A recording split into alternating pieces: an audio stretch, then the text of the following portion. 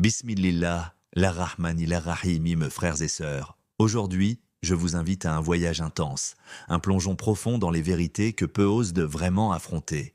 Des vérités qui dérangent, qui bousculent les idées reçues. Oui, aujourd'hui on va parler sans filtre, sans peur, avec uniquement le Coran comme lumière. 4 grandes questions que beaucoup évitent. Mais toi, tu es là, alors accroche-toi. Première question.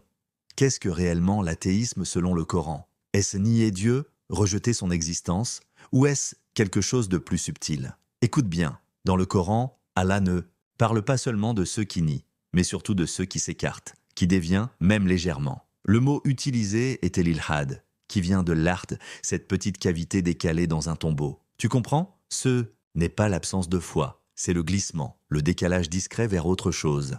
Allah dit clairement « Inna alladhina yulhiduna fi ayatina la yakhfawna alayna fasalat 40 » et aussi « Wa man yurid fihi bi ilhadin bidhulmin nudhiqhu min adhabin alim » Al-Hajj 25. Alors je te pose la question, toi qui m'écoutes, est-ce que tu vis selon le Coran ou est-ce que tu penches doucement vers des traditions, des discours, des livres qui ont pris la place de la parole divine? C'est ça, l'ilad deuxième mystère, les deux mers. Combien de fois as-tu entendu dire « c'est l'Atlantique, la Méditerranée » Faux, complètement faux. Allah dit « Maraj al-Bahrayni hadha adbun furatun wa hadha milhun ujaj » Al-Furqan.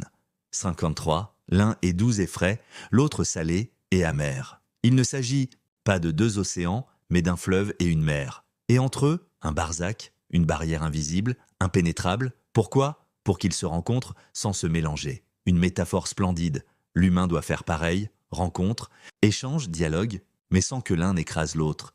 Respect, équilibre. Allah a même dit « Waja'ala baynahuma barzakhan la yabriyan » Rahman 19-20. Toi qui refuses de parler à ceux qui ne pensent pas comme toi, toi qui rejettes celui qui n'est pas de ta race, de ton pays ou de ta mosquée, regarde la nature, regarde comment Dieu l'a façonnée. Est-ce que l'eau douce fuit l'eau salée? Non, elle s'approche, elle se mélange, sans se perdre.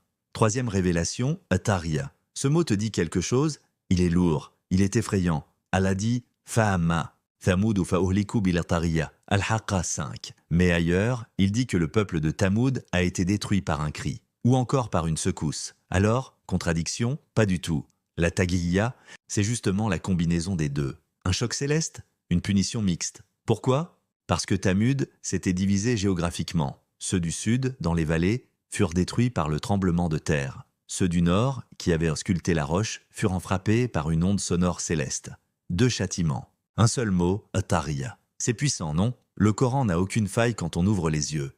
Et enfin, le plus mystérieux, Al-Araf. Ces auteurs mentionnés dans Wa'ala l'Araf Irijal, Yarifun Kullan Bisimahum l'Araf 46. Pendant des siècles, on nous a raconté des histoires. Ce sont des gens entre le paradis et l'enfer. Non, pas selon le Coran.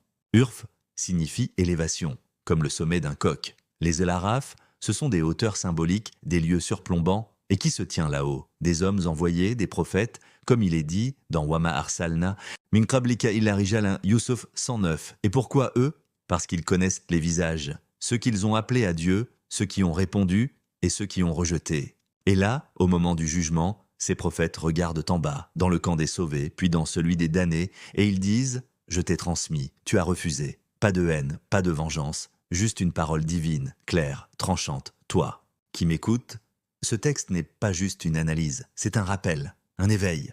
Le Coran n'est pas un livre décoratif, c'est une carte, une boussole. Mais pour celui qui ose le lire avec un cœur ouvert, alors aujourd'hui demande-toi, est-ce que je marche avec Dieu ou est-ce que je dérive doucement, comme celui qui creuse une tombe à côté de la vérité? Réveille-toi, lis, cherche, interroge et surtout, tiens-toi droit. Wassalamu alaykum wa rahmatullah.